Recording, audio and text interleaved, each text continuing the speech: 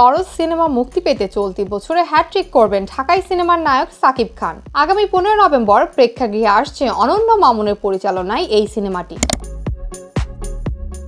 দরদে সাকিবের নায়িকা হয়েছেন হিন্দি সিনেমার অভিনেত্রী সোনাল চৌহান। প্রেমের গল্পের আবরণে সাইকো থ্রিলার ঘরানার সিনেমা হলো দরদ। পরিচালক অনন্য মামুনের ভাষ্য, 4টি প্রযোজনা সংস্থার অর্থলগ্নিতে এটি তার প্রথম প্যান ইন্ডিয়া সিনেমা।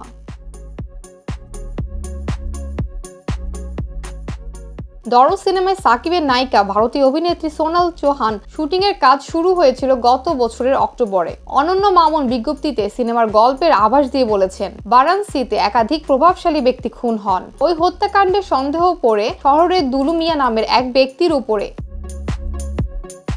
দুলু মিয়া হয়েছেন সাকিব খান। মামুন বলেন, কাহিনী যত এগিয়েছে তত জটিল হয়েছে, আছে টাল মাতাল প্রেমও।